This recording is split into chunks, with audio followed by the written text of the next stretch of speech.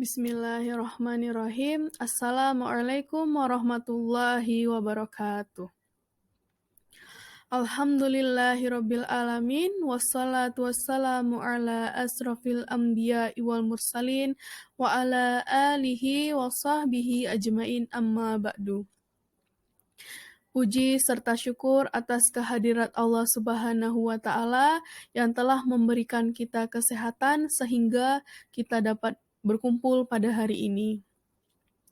Salawat dan juga salam kita haturkan kepada baginda Nabi Muhammad Sallallahu Alaihi Wasallam yang telah membawa kita dari zaman kegelapan hingga zaman terang benderang yang kita dapat rasakan pada saat ini. Alhamdulillah Ibu lihat anak Ibu di kelas 10 ini hadir semuanya dan semoga yang hadir pada hari ini selalu diberikan kesehatan dan juga selalu dalam lindungan Allah Subhanahu wa Ta'ala.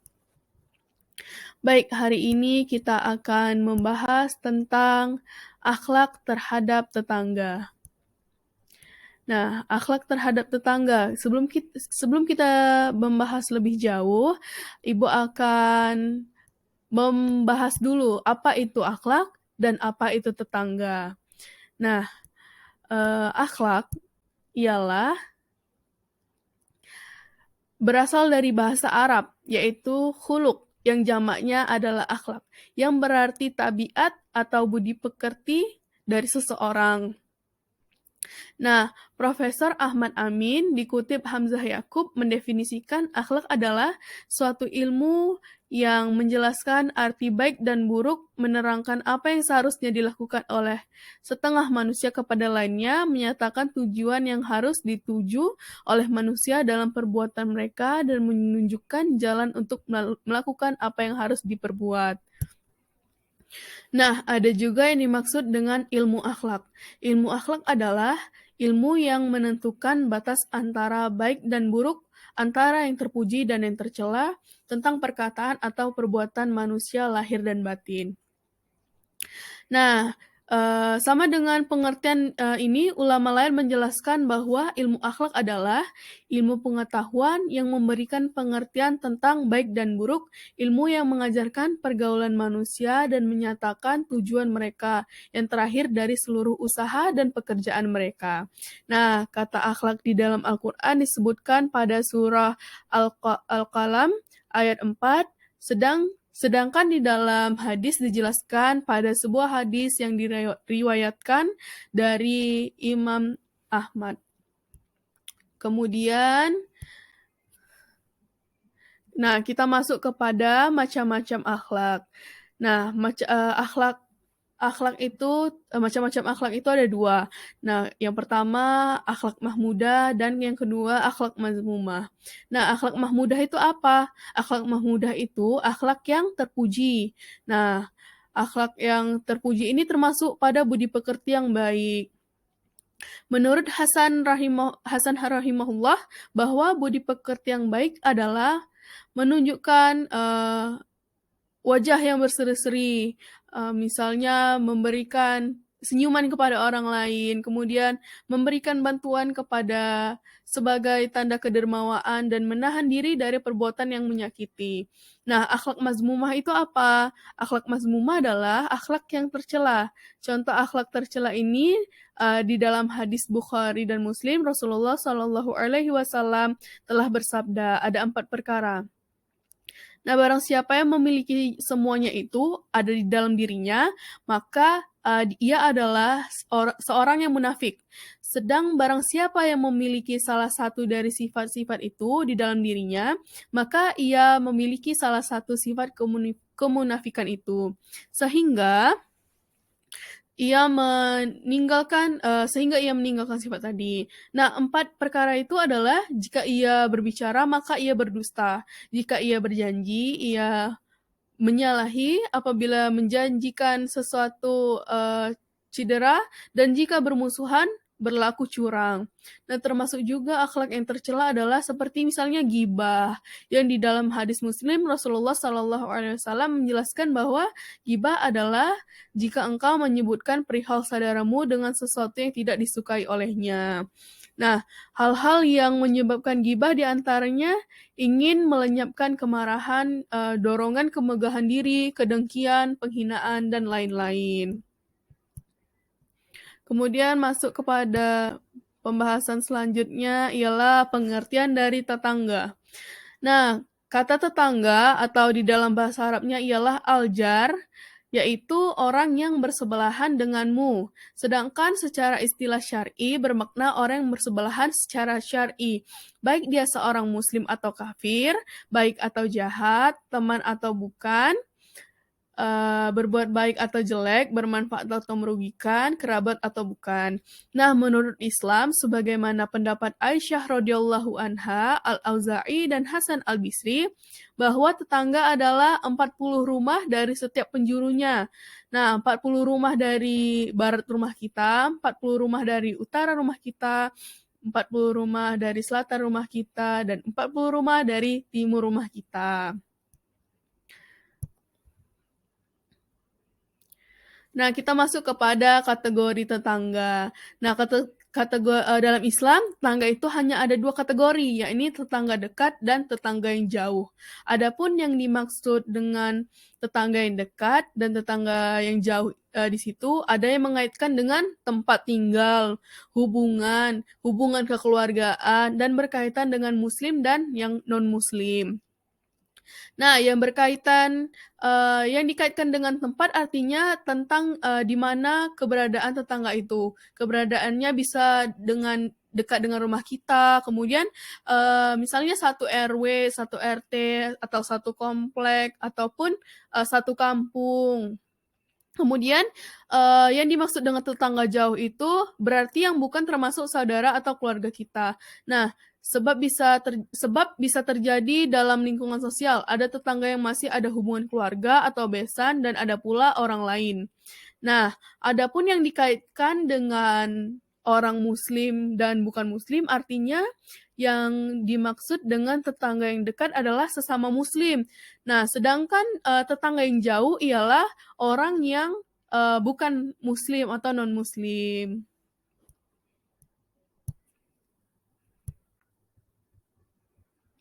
Nah, akhlak bertetangga. Yang pertama, melindungi rasa aman tetangga. Nah, jangan sampai tetangga kita apabila dekat dengan kita, mereka merasa tidak nyaman dan merasa tidak aman karena mulut kita. Nah, kita harus menjaga mulut kita harus menjaga sikap kita agar tetangga itu merasa terlindungi dari rasa aman. Nah, kemudian memberi salam jika berjumpa. Nah, apabila kita berjumpa dengan tetangga kita, misal kita berjumpa di pasar atau kita berjumpa di mall atau dimanapun itu, kita harus menyapa atau memberi salam. Misalnya berjumpa dengan tetangga sebelah rumah kita, misal Assalamualaikum Ibu atau Assalamualaikum Bapak. Nah, jangan sampai kita menjadi orang yang sombong menghadiri undangannya.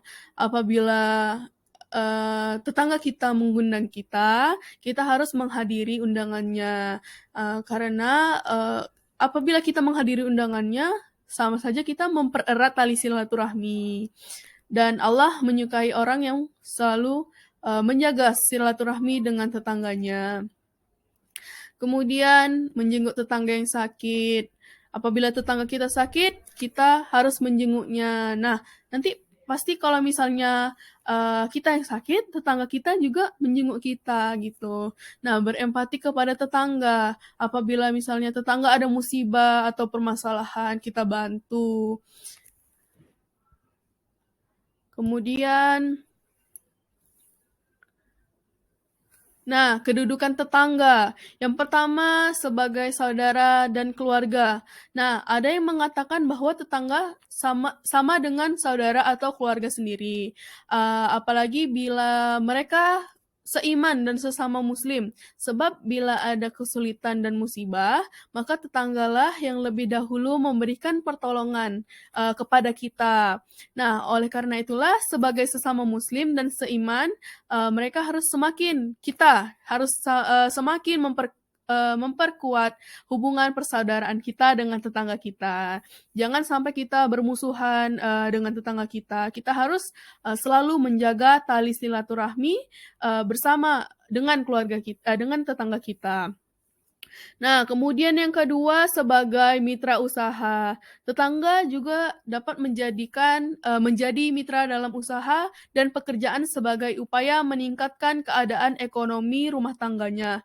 Mereka selalu melakukan kerjasama dalam mendirikan kegiatan dan jaringan usaha yang menguntungkan dan mendatangkan pendapat. Kemudian manfaat bertetangga. Yang pertama ialah dapat menjalankan syariat agama Islam sehingga dapat terhindar dari siksa api neraka. Kemudian memperkecil terjadinya konflik-konflik yang menimbulkan perpecahan, mempererat tali silaturahmi, kehidupan akan terasa jauh harmonis dan juga tentram. Kemudian apabila terjadi sesuatu yang darurat, maka tetangga tidak segan untuk segera menolong kita. Selanjutnya, kehidupan masyarakat multietnis dan kultural dapat menimbulkan aspek positif dan negatif. Aspek positif dapat menjadi faktor peningkatan kesadaran hidup rukun antar sesama tetangga, saling peduli dan saling pengertian, mengatasi masalah lingkungan bersama, serta membentuk pola hidup tertib dan aman sebagai awal terbentuknya hukum tetangga atau disebut juga dengan neighbor law. Aspek negatif masyarakat multietnis dan kultur budaya dapat menjadi pemicu konflik bertetangga karena pemanfaatan hak milik dan fasilitas lingkungan serta tidak saling peduli dan tidak saling toleransi. Permasalahan yang terjadi dalam bertetangga. Yang pertama itu kehidupan individualistis. Kehidupan individualistis itu seperti apa? Misalnya dia lebih senang hidup sendiri atau lebih senang menyendiri. Dan apabila berkumpul dia hanya berkumpul dengan keluarganya saja. Dia tidak lebih menyukai menyendiri lah intinya. Dia daripada berkumpul dengan orang lain, dia lebih memilih dengan keluarganya saja. Dia enggan bergaul dengan tetangganya. Kemudian persaingan yang tidak sehat. Permasalahan yang sering terjadi itu pada kehidupan bertetangga adalah apabila terjadinya persaingan yang tidak sehat. Di antaranya misalnya saling berlomba-lomba memamerkan harta kekayaan. Ini tidak baik ya. Misalnya dia memamerkan dia punya mobil baru, dia pamerkan, ataupun dia punya perhiasan baru, pokoknya apapun yang dia miliki, dia pamerkan kepada tetangganya, itu tidak baik. Karena dia memiliki sifat yang sombong, itu tidak baik. Kemudian persengketaan. Persengketaan antar tetangga umumnya berkaitan dengan beberapa hal. Antara lain, misalnya masalah tanah, masalah ucapan yang menyakitkan hati. Seringkali dalam kehidupan kita sehari-hari ini kita temukan dalam berkata itu tidak dijaga atau menyakiti tetangganya. Asal ngomong saja ataupun dengan kita cara menggibah tetangga kita di belakang kita. Kemudian selanjutnya masalah suka mengganggu ketenangan dan kedamaian tetangga, masalah menyebarkan aib dan lain sebagainya. Kemudian yang keempat ialah keamanan. Pada zaman ini ternyata tidak dapat memberikan jaminan adanya rasa aman dan terjaganya keamanan harta benda, diri dan keluarga dalam hidup bertetangga dan bermasyarakat. Kemudian lingkungan.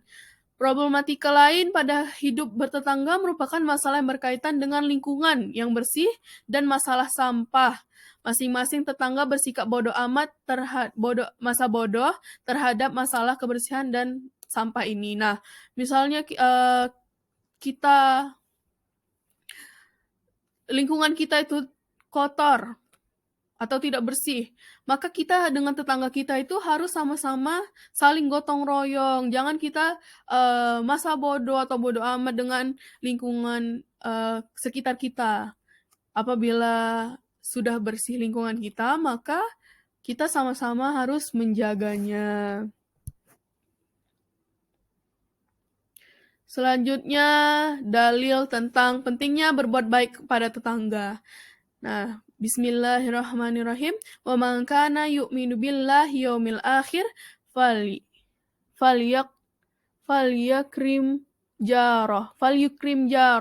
Nah, barang siapa beriman kepada Allah dan hari akhir, hendaklah memuliakan tetangganya. Hadis riwayat Bukhari dan Muslim.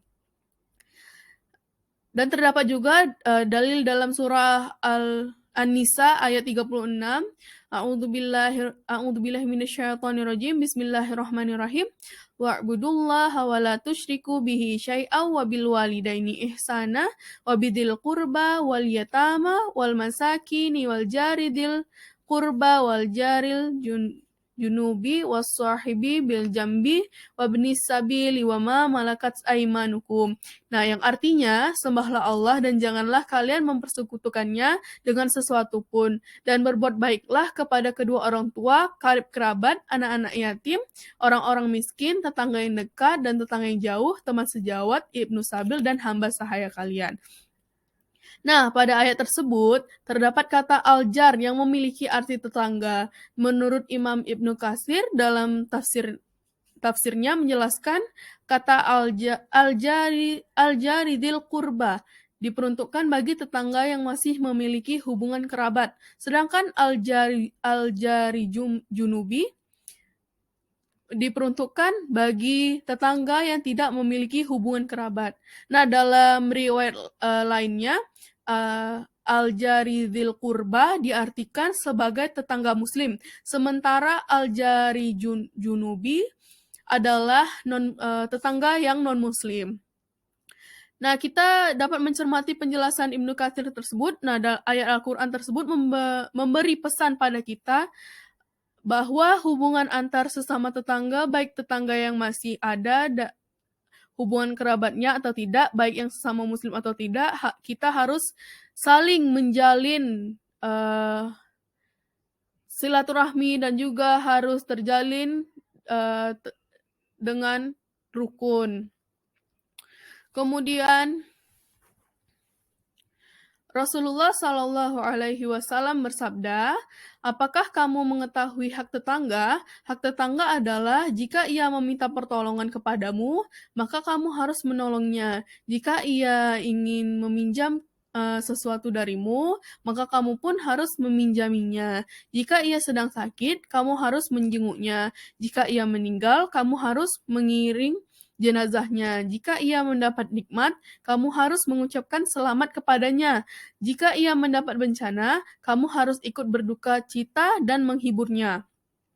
Janganlah kamu meninggalkan rumahmu melebihi rumahnya, sehingga menghalangi rumahnya dari mendapatkan angin segar atau cahaya matahari, kecuali dengan izinnya. Jika kamu membeli buah-buahan, maka hadiahkanlah kepadanya. Jika tidak bisa menghadiahkan, maka bawalah buah-buahan itu dengan sembunyi-sembunyi. Janganlah anak-anakmu membawa keluar buah-buahan itu untuk memanas-manasi hati anak tetanggamu. Dan janganlah kamu menyakitinya dengan bau periukmu, kecuali kamu memberikan kepadanya meskipun sedikit. Nah, dari hadis tersebut, kita bisa petik beberapa pelajaran berharga. Di antaranya ialah yang pertama, jika ia meminta pertolongan kepadamu, maka kamu harus menolongnya. Nah, artinya dalam bertetangga, kita dilatih untuk memiliki kepekaan sosial yang tinggi, sehingga kita mampu melihat apakah tetangga sedang membutuhkan bantuan kita atau tidak. Jika kita bisa membantunya, tentu bantuan itu sangat berharga baginya. Kemudian jika ia ingin meminjam sesuatu darimu, maka kamu harus meminjaminya. Meminjam di sini bisa berupa macam-macam. Bisa berupa uang, barang, misalnya perabotan, kendaraan, dan sebagainya. Nah, sebagai tetangga yang baik, kita harus berusaha memberikan pinjaman jika memang ia membutuhkan itu dari kita. Nah, kemudian jika ia berhajat, kamu harus membantunya. Maksud berhajat di sini bisa bermacam-macam, bisa menghajatkan bantuan tenaga, harta, pikiran, dan sebagainya. Nah, apabila sakit, kamu harus menjenguknya. Ketika tetangga sakit, tetangga yang lain hendaknya bersegera menjenguk. Dalam hubungan bertetangga tidak ada diskriminasi atas nama agama, ras, suku, dan golongan. Semua lebur dalam ikatan persatuan. Nah, kemudian sikap mulia dalam bertetangga. Yang pertama, haram menyakiti tetangga. Yang kedua, wasiat atau berlaku terpuji pada tetangga. Yang ketiga, anjuran untuk perhatian terhadap tetangga. Baik, mungkin itu saja yang dapat Ibu sampaikan. Lebih dan kurangnya mohon dimaafkan. Billahi fisabilil haq fastabiqul khairat. Wassalamualaikum warahmatullahi wabarakatuh.